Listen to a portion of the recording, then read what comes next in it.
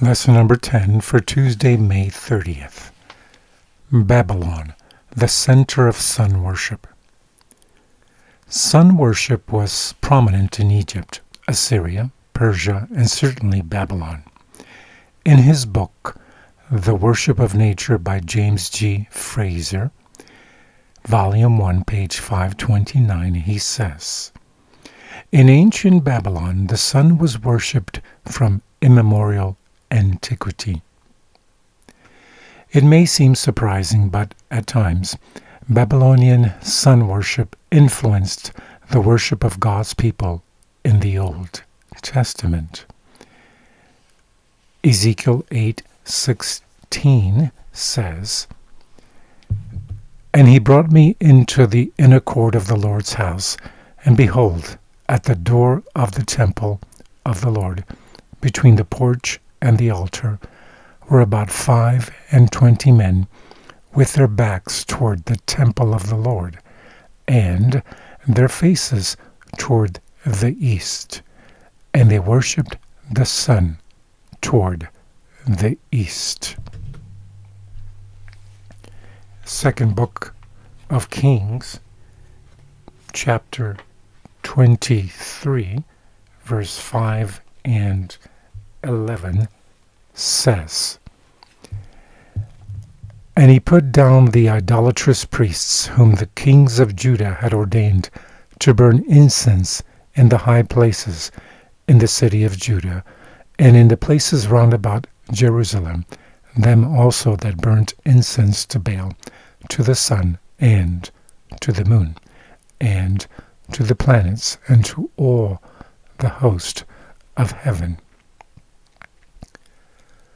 And he took away the horses that the kings of Judah had given to the sun at the entering in of the house of the Lord, by the chamber of Nathan-melech, the chamberlain, which was in the suburbs, and burnt the chariots of the sun with fire." What did the prophets write about the influence of sun worship in Israel and Judah? The prophet Ezekiel, a contemporary of Daniel, pictured some of God's people with their backs toward the temple of God, worshiping the sun toward the east. Rather than worshiping the creator of the sun, they worshipped the sun instead. In Revelation 17, John describes a time when the principles of Babylon, including sun worship, would enter the Christian church during an age of compromise. Also, the casual conversion of Emperor Constantine, in the early part of the 4th century, caused great joy in the Roman Empire. Emperor Constantine had a strong affinity for sun worship.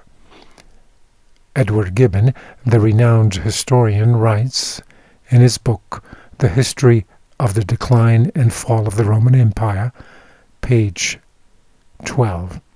He says, "The sun was universally celebrated as the invincible guide and protector of Emperor Constantine."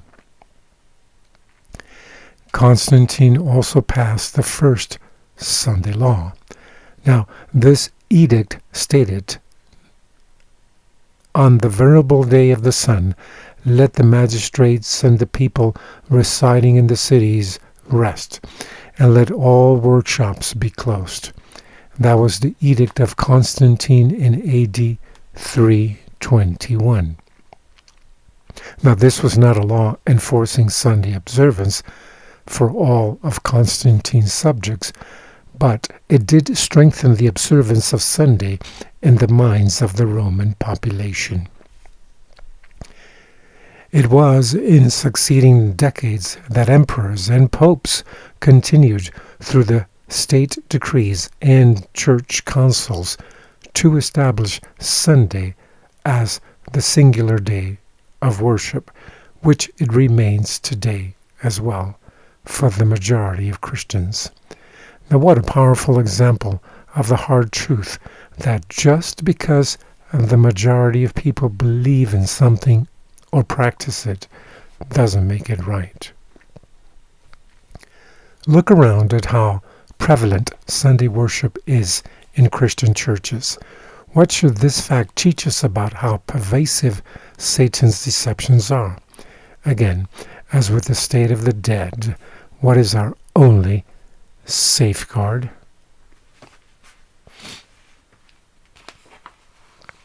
From the book Prophets and Kings, page 448 and 9, it says, "In the 6th year of the reign of Zedekiah, the Lord revealed to Ezekiel in vision some of the abominations that were being practiced in Jerusalem by the people of God, and within the gate of the Lord's house, and even in the inner court. Those who should have been spiritual leaders among the people, the ancients of the house of Israel, to the number of 70, were seen offering incense before the idolatrous representations that had been introduced into hidden chambers within the sacred precincts of the temple court. There were still greater abominations for the prophet to behold.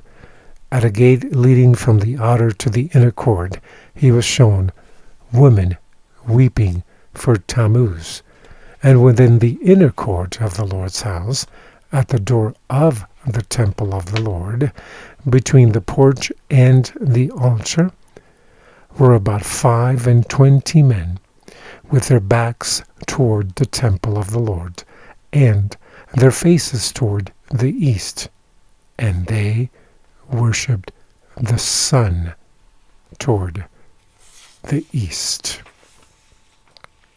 From the book The Story of Redemption, page 329, it says, "Constantine, while still a heathen, issued a decree enjoining the general observance of Sunday as a public festival throughout the Roman Empire. After his conversion, he remained a stanch advocate of Sunday, and his pagan edict was then enforced by him in the interest of his new faith. But the honor shown this day was not as yet sufficient to prevent Christians from regarding the true Sabbath as the holy of the Lord. Another step must be taken. The false Sabbath must be exalted to an equality with the true. A few years after the issue of Constantine's decree, the Bishop of Rome conferred on Sunday the title of Lord's Day. Thus the people were gradually led to regard it as possessing a degree of sacredness, but still the original Sabbath was kept by some. From the Story of Redemption, pages 229 and 230, it says, "The arch-deceiver was resolved to gather the Christian world under his banner," and we know that the arch-deceiver is Satan, "and to exercise his power through his vicegerent, the proud pontiff who claimed to be the representative of Christ on earth. Through half-converted pagans, ambitious prelates, and world's-loving churchmen, Satan, accomplished his purpose. Vast councils were held from time to time, in which the dignitaries of the church were convened from all the world. In nearly every council, the Sabbath which God had instituted was passed down and pressed down a little lower, while the Sunday was correspondingly exalted. Thus, the pagan festival came finally to be honored as a divine institution, while the Bible Sabbath was pronounced a relic of Judaism, and its observers were declared to be accursed. Protestants now urge that the resurrection of Christ on Sunday made it the Christian Sabbath, but Scripture evidence is lacking. No such honor was given to the day by Christ or his apostles.